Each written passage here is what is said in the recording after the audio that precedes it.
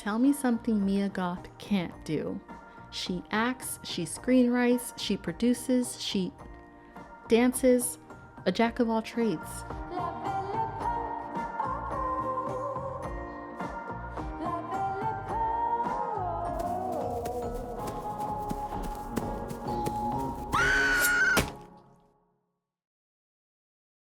Let me tell you, I absolutely hated X,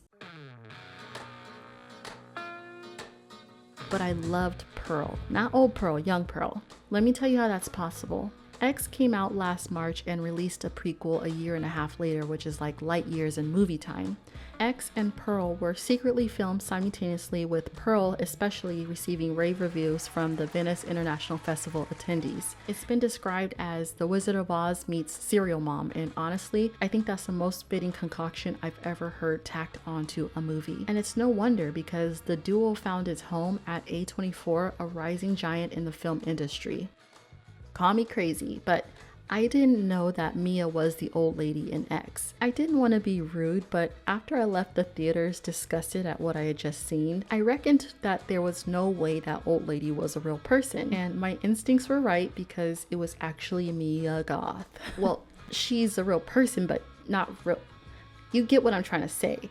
Old Pearl to me was an elderly woman with a certain lust for life, a thirst that was never quenched. Her and her husband Howard peering into the business of guests on her farm was overbearing, and especially weird when they were getting off on it. It started feeling unbalanced when two characters barely able to walk were able to kill an entire group of young, able-bodied adults. I had more belief in the grandparents from The Visit. I'm gonna get you. Going to get you back. But Pearl made it understandable for me. Pearl divulged the disconcerting explanation for her actions, and it was all out of want to leave her home and start fresh somewhere else. The movie opens up like a presentation with bright colors, Snow White music, and slow panning. It's 1918, 68 years before X, and young Pearl is in her room performing for an imaginary audience. It immediately sets that tone that this girl wants to be someone. Her mother comes barging in and issues a disdainful glare at Pearl, who was wearing one of her mother's old dresses. She orders Pearl to take it off and get back to work. Pearl follows her mother's orders, but instead she decides to take the show out to the barn and perform for the animals, who couldn't give a damn. As she carries on her own show, she does conjure up one onlooker, a mindless duck just minding his own business, you know, living life on the farm, and she kills it for no apparent reason obvious to the audience. All we know at this point, this girl is crazy. Oh, she crazy. Honestly, the duck just looked like he was coming in there for a snack, thinking she was gonna give him something to eat, but he ends up being the snack, because Pearl feeds the pitchfork that's jammed into its dead carcass to an alligator named Theta. Or was it a crocodile? I've never been able to distinguish the two, but I'll call it an alligator for now. I caught it later in the movie, but the alligator was actually named after Theta Bara, who played Cleopatra in 1917. Later in the movie, we will see that Pearl has this old playwright that she looks at from time to time, and it feeds her inspiration to one day get off the farm and become a star one day.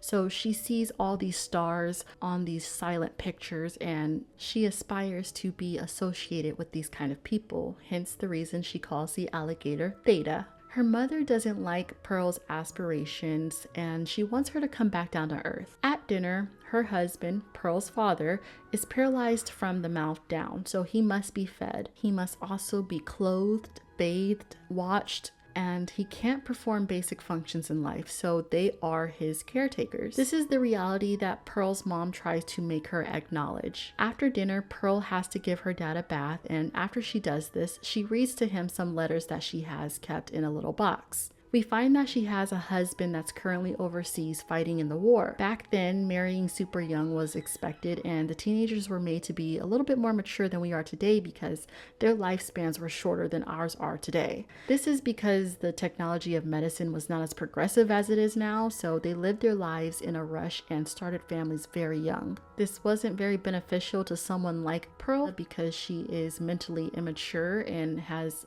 obviously some mental illnesses there. So we'll see how this plays out a little bit later. The next day, she goes into town to buy some medicine for her dad, which turns out to be liquid morphine. That mess was probably strong. And it's her only time to herself that resembles any sort of freedom. She's not being eyed down by her mom, bound to any responsibilities, or having no one to talk to. Pearl admitted to her father that night before that she likes to get her alone time, and when she does, she goes to see the pictures, which are what we know as movies today. She gets into the theater and all of them have to wear masks because they themselves are also going through a pandemic. So it was oddly satisfying to be able to identify with what I saw. When the movie was over, Pearl goes into the alley of the theater and reads that playwright I was telling you about earlier. She meets this guy who kind of looks like a young Brendan Fraser mixed with Alex Russell. They end up having some small talk and he invites her in to see another picture, but for free this time. Pearl respectfully declines, so he ends up cutting a frame out of the movie she just saw and gives it to her as a little gift. Pearl, who is married, is completely smitten with him and she rides her bike all the way home thinking about him. While she's riding, the frame that he just gave her flies out of her pocket and into oblivion. She panics and goes to look for it in the middle of the cornfield. Like, there were thousands or millions of places the wind could have blown it, but Pearl ends up in the middle of a cornfield to search for it. Anyway, she stumbles upon this old stank scarecrow and is captivated by it, to say the least. She starts to climb the wooden post that the scarecrow is bound to and she gets all up on it. Like, her body language is just off. Pearl ends up snatching the scarecrow off the post, throws it onto the ground, picks it up again, and dances with it. So that wasn't too weird, no? Okay, yeah, but then I started having another one of those moments where my stomach couldn't handle the messages my brain was sending to it because she starts to tongue kiss it. And I'm caught off guard so badly that I'm trying to hold in my laughter and my horrification. Is that a word? I was just horrified. I think we all were. Pearl envisions that guy's head on top of the scarecrow. You know, that guy that she just met. She has relations with it. And you can only imagine what that looked like. And then she screams at it, "I'm married!" Okay. Pearl ends up taking the scarecrow's hat and rides all the way back home. When she gets home, her mom is outside splitting wood and she looks at her like, "What took you so long?" Pearl makes this baloney excuse and then her mom is like, "Well, don't bring that hat in the house because it may have the germ," which is that disease that was going around and killing people. So everyone is on edge and really cautious like we are today when we hear someone cough. So Pearl goes in the house, takes a bath, washes her hair, and she starts to wonder about her father, who is in his wheelchair right next to her. I didn't mention this before, but after she bathes her father, she uses the remaining hot water and takes herself a bath. So this is why he was in there with her. She starts wondering, can he feel anything? Is he really paralyzed? She ends up pinching his finger, no reaction, pokes his face, still no reaction, but then she starts to choke him. I didn't say he couldn't breathe, he is alive, psycho. The poor man starts gasping for air, and it was almost like she was just testing the waters to see how far she could go. Girl is crazy, y'all. That night at dinner, her mom tries to scold her for not bringing back the 8 cents of change that would have came from the medicine that she bought for the dad. Pearl said she used it to get some candy and to eat on her way home, which we all know was a crock of bull. She was out watching movies. The mom tries to take Pearl's dinner away since she had the nerve to have a snack on the way home. And you can see at this point how irrational her mother is. She kind of reminds me of Carrie's mom. They're all gonna laugh at you. Like, just really extreme. But you can also see why Pearl is the way that she is. Pearl has two goals in this movie: to get off the farm and to be loved by many. That's her entire motive. I may be wrong, but personally, I feel like if you have the unconditional love of your parents, your need and obsession to be loved by others would not be this extreme. Right? Not all, but a lot of disorders and mental illnesses are birthed out of neglect in the home. Harshness, extremities, and lack of love contribute to some of the most common forms of dysfunctionality that we know people to have today. The next day, Pearl's sister and mother-in-law pay them a visit with a cooked pig for the family to eat.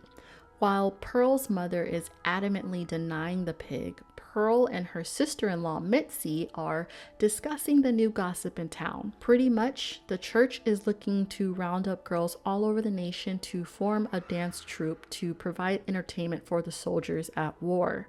Pearl gets a new lease on life after hearing this, and she starts to focus all her ambitions on winning a spot on that troupe. That evening, she goes into her mother's closet and steals another dress to wear and pairs it with that scarecrow hat that her mom told her not to bring into the house. Pearl sneaks out that night feeling like a snack. She pulls up to the theater alley with old boy in mind. I never got his name. It's too easy for me to go through an entire movie without knowing characters' names. It happens all the time, but I could easily look it up on IMDb, but I won't.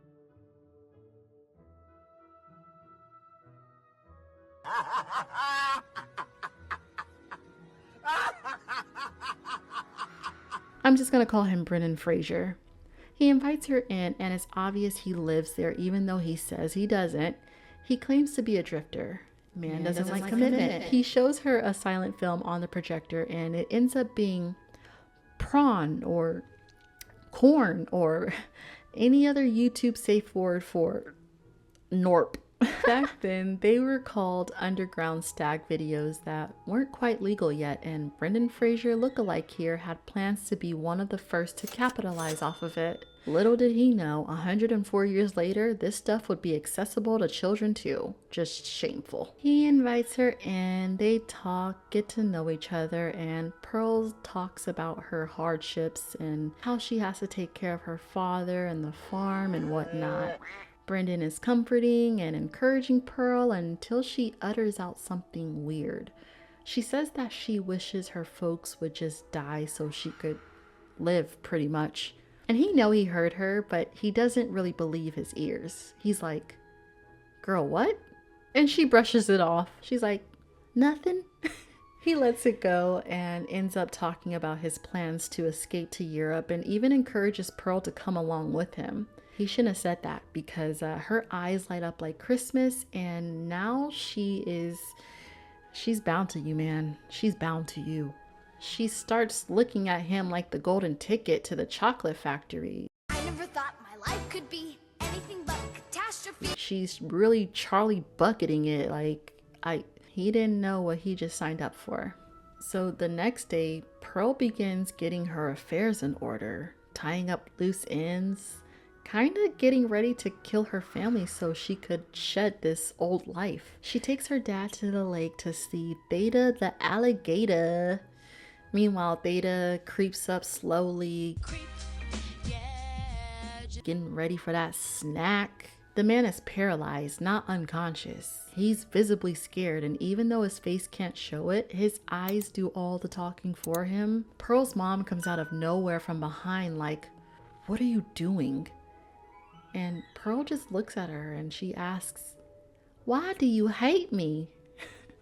I'm gonna do my best reenactment of their conversation so I can save y'all some time.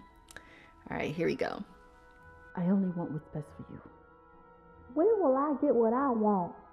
When you learn what you want is unimportant. You need to make the best of what you have. Her mom is German. I'm trying my best, y'all. So Pearl's mom ends up taking the dad and rolls him back to the house where it's safe because even she knows her daughter is weird. Pearl looks back and Theta is gone. Theta gone, y'all. Like, she's probably mad because she came up out of that water for nothing. Pearl goes looking for her for some odd reason and ends up finding a nest of Theta's eggs. And of course, she steals one. Why are you taking your homegirl's babies? You have no loyalty. She takes it back to the barn and places the egg in her own little stack of hay. And then Pearl starts to imagine her husband and gets angry because her husband left her to go to war, but more importantly, he left her on that farm. She squeezes Theta's egg and it crushes the baby that was growing inside of it. Blood and guts everywhere. Night comes and it all pops off. I realized that Pearl's life was just a big pimple ready to pop. There was so much buildup off screen and on screen that would contribute to this eruption of a night. Pearl's mom finds her playwright and places it onto the table while they're eating dinner. Pearl just comes out and confesses that she wants to be more than a farm girl and she just wants more for her own life. Pearl's mom obviously takes offense to this and uses this opportunity to try and guilt trip her daughter with the backstory on all the sacrifices that she made to make sure her daughter has a better life than she did. And I understood where she was coming from totally, but at some point as a parent, you kind of need to stop blaming your children for your sacrifices. I mean, I thought you were supposed to make sacrifices as a parent, no? Okay, I'm gonna do another interpretation of how their argument basically went. Don't judge me. I just need to know if I'm meant for this. If I don't win the competition, I promise I will come back home and do anything you ask and I'll never bring this up again. But I have to know. You don't know what I'm capable of. Oh, I do know what you're capable of. I've seen what you do in private, even when you think nobody knows. The things you do will eventually come out and people will be frightened of you, like I am. This scene and her words finally explain why her mother looks at Pearl the way that she does. And it kind of makes you feel a little bit more neutral than having this one-sided bias. Maybe I'm just speaking for myself here. It's not true. Yes, it is. You want to leave us here struggling while you go out and perform by those dancing whores? You want to, but I won't let you go. I forbid you. Then her mom picks up a knife and holds it to the dad's throat while she vicariously argues with her inner self. She asks Pearl if it would be better if they were just both dead so Pearl could move on with her life. And in Pearl's eyes, yeah.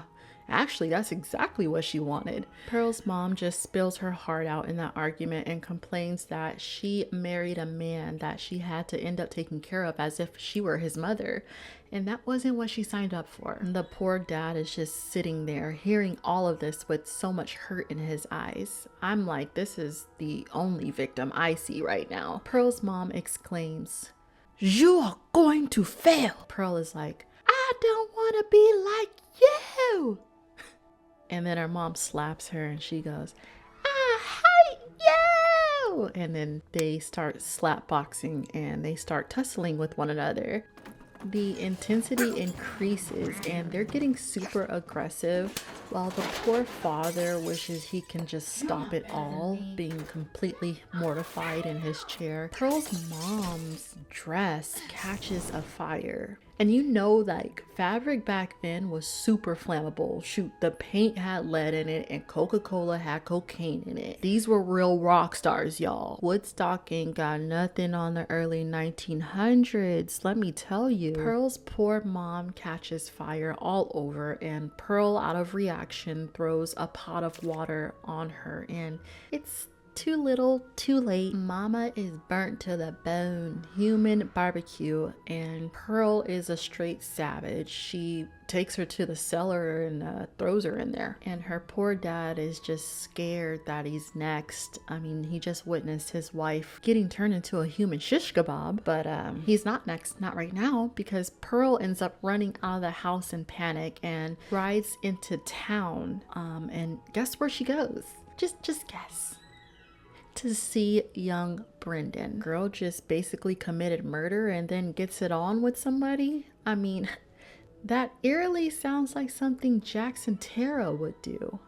She spends the night and the expected happens. While she's asleep, she dreams of herself being applauded in front of a sea of fans after putting on a stellar performance of some sort. Pearl sees her mom in the audience clapping, looking proud, but then her mom removes her mask and it's her half-burnt face that we see. Pearl wakes up in the sweats and Mans is right beside her, as usual. That morning, he ends up driving her home so she could practice her routine for the audition. On the way home, Pearl's having visions of seeing her husband because that guilt is kicking in, yeah? When they get to her house, Pearl suddenly snaps back to reality and remembers the brutality that took place the previous night. As they pull up, the front door is still swung open from when she ran out. So she has Brendan wait outside while she goes inside to see if her father is still alive. He is. That poor man is sitting in his own filth in the same exact position as she left him. I mean, he can't move, so he had to endure some intense moments on his own. A wild animal could have come into the home and had him for dinner. It's just madness how she left him there. But anyway, Pearl profusely apologizes to her father and straightens him up before she introduces her new boy toy. She hears her mom in the cellar whimpering in pain, so it's quite horrifying to realize she suffered all night with third-degree burns all over her body. Excruciating, I tell you. Pearl introduces her father to Brendan, and her dad, drooling everywhere, is looking at him, trying to signal through his eyes like, "Help me. Help me! Nigga! Help me!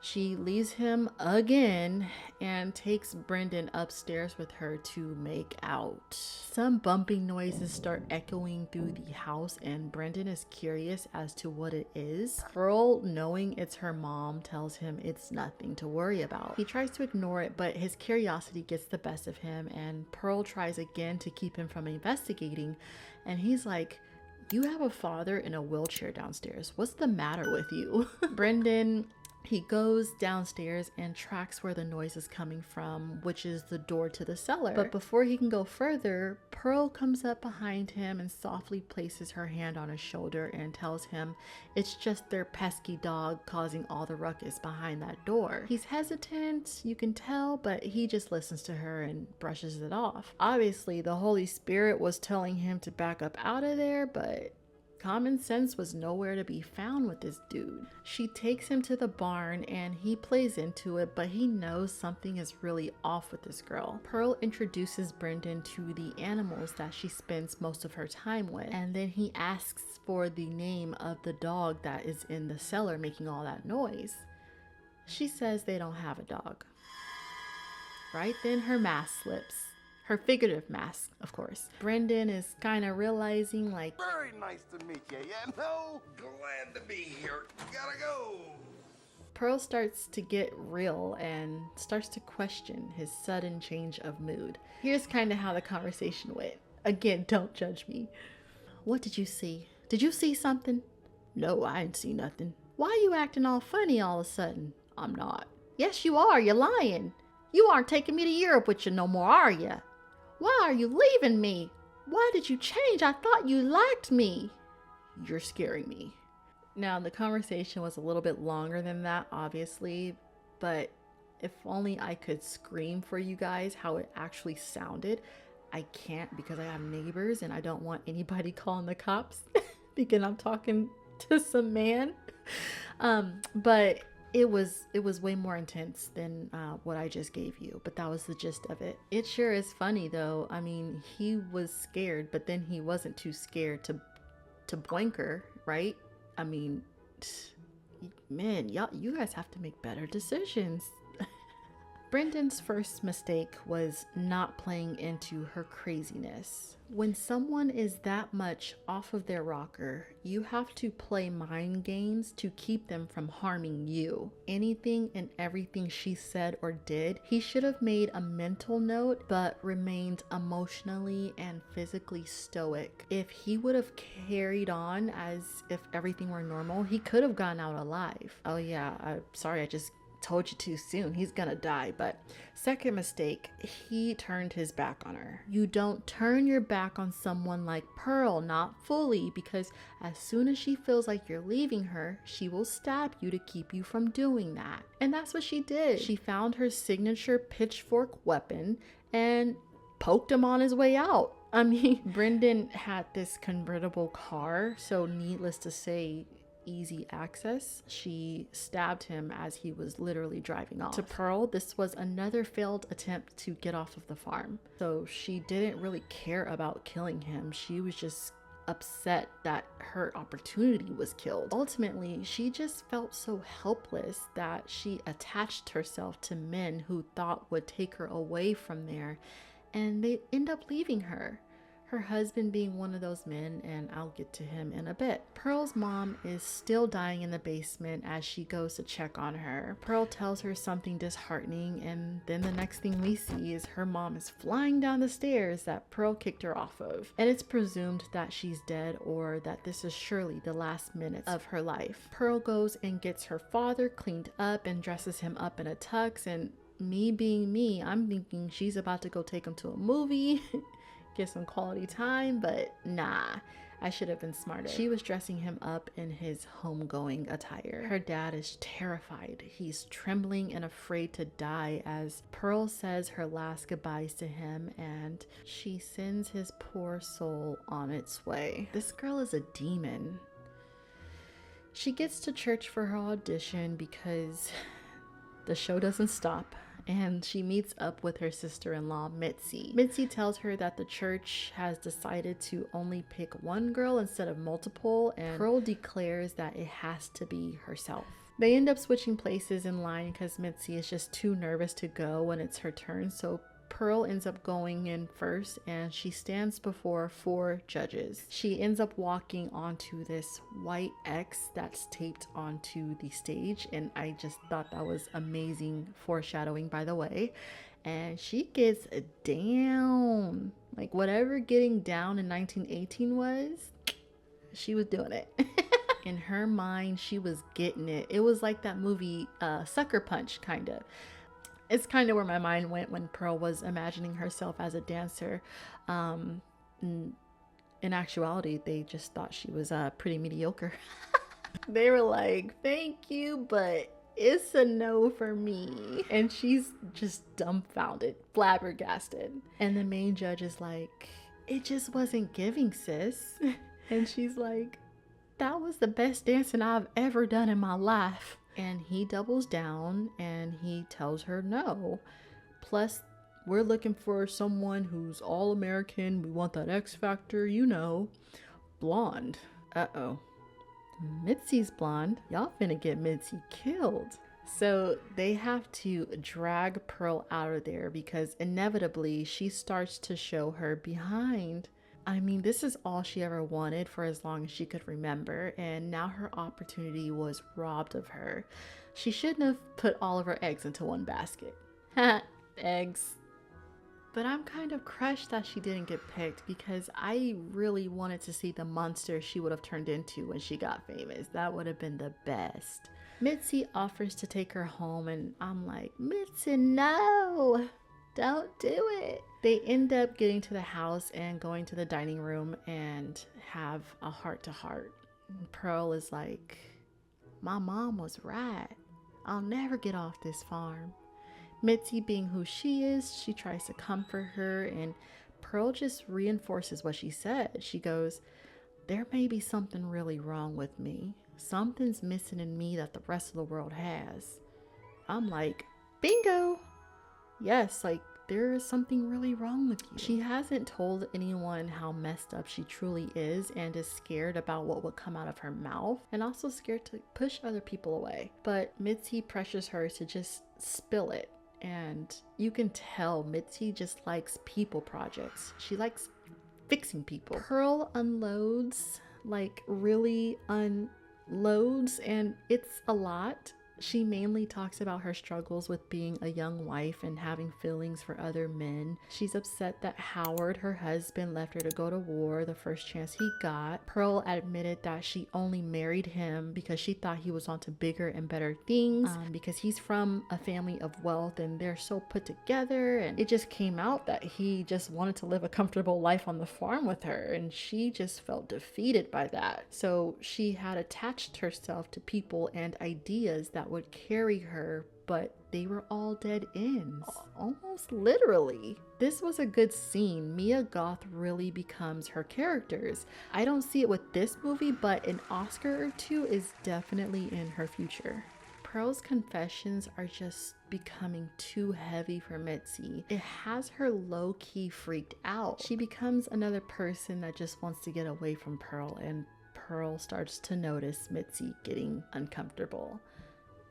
If Pearl wasn't so psycho, maybe she would have realized that her mom was the only person who wouldn't abandon her. I mean, she crazy, but she stayed. If I see my kid murdering our farm animals, okay, I wouldn't abandon my kid either, so I get it. It really is ride or die for your kids, but most people will probably send their children off to somewhere like an institution. And her mom didn't even suggest that, knowing what she knew about Pearl. She actually tried to keep Pearl busy and focused on her work. And now I'm starting to miss the mom, as mean as she was.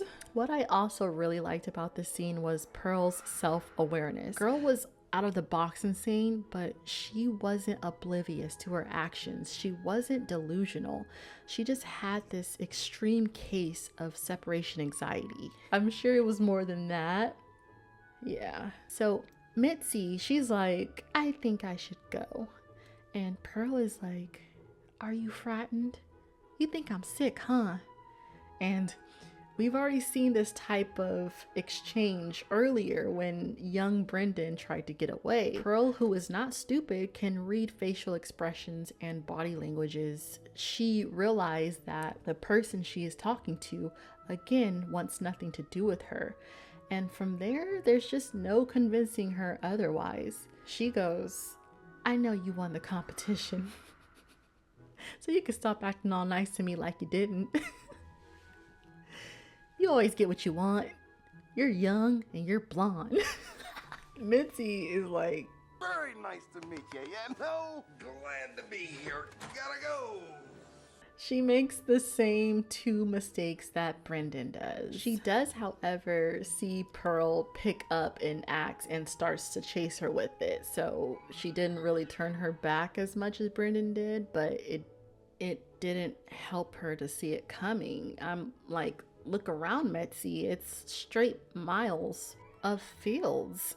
At some point, you're just gonna have to turn around and fight. I understand Sis has got an axe, but she's the same size as you. You can take her. Bob and weave, girl. Bob and weave. Anyway, she trips. Oldest fumble in horror movie history. If I'm ever being chased by a bad guy and I trip, I'm staying down and taking my punishment because I deserve it.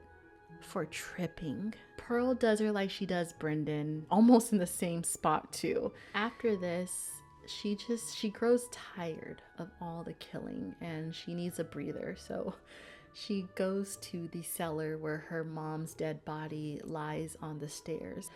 Pearl pushes her mom over so that she can kind of lie on top of her and wrap her dead arms around her body. And she kind of envisions her telling her that she loves her. You can see that Pearl eventually gets her upstairs and she starts brushing her dead mother's hair and getting her all dressed and spiffy for dinner. So she sits her mom and her dead dad at the table along with the uneaten rotten pig from earlier in the movie. Remember that pig that Mitzi and her mother-in-law brought over for the mom and the family to have. Well, yeah, it was sitting on the porch during this whole time. Pearl brings it inside and sits it at the dinner table. She just wants her perfect little family again. Whatever, Pearl.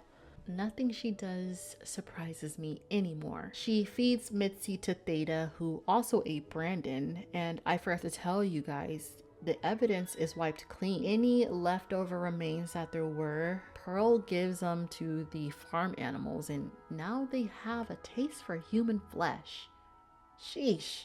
Before the movie ends, Howard returns home from the war. Yes, that Howard, her husband. He walks in and sees the monstrosity at the dinner table. Pearl comes from the kitchen with a pitcher of lemonade, all prim and pressed, and exclaims her excitement to see him again. Howard, however, is petrified. And we will be scared for Howard had this not been a prequel, but if you've seen X, you'd know that he stayed with her crazy butt and became just like her. The movie ends with Pearl intensely smiling at him. It's not a still, it's just a long recording of her smiling. The end credits roll over her face and her smile turns to this teary-eyed, red expression, and she's like begging for Howard's approval, yet with no words exchanged at all. All of us in the theater are unsure if we should move or not, and I just start to laugh because I'm like, what did I just watch? I'm giving this movie a 7 out of 10. Nah, I think I could even do an 8 out of 10. I really enjoyed it, but I just wish it was longer. This movie gave me what I didn't know I needed, and it would have been perfect if I had gotten more of what I didn't know I needed. Initially, this film, I was worried about seeing it because I didn't want to see another mindless horror flick with unnecessary slashings, but it wasn't that at all. There was explanation behind her actions. There was storytelling. There was an emotional connection. I didn't feel like I was being taken advantage of as a viewer. I didn't feel like they threw in a bunch of token characters that were obviously there for affirmative action, or it didn't feel like they needed to pander to a certain audience. It was just authentic. It was a quality production and very worthy of my money. Thank you guys so much for tuning in. I am really appreciating all the love I'm getting. I appreciate all your comments. Thank you, because you're watching and you're feeding the machine. You're feeding the machine, which is me. I'm just kidding. God willing, we will get this video up. I just want you to subscribe if you haven't already. Turn on the notification bell so you can know what I'm posting next. Request some things, like tell me what you want to see. I will make notes of these things and I will get to them eventually. Like, comment, subscribe. You know what to do. God bless you all. Have a great rest of your day, night, evening, wherever you are in the world. Bye-bye.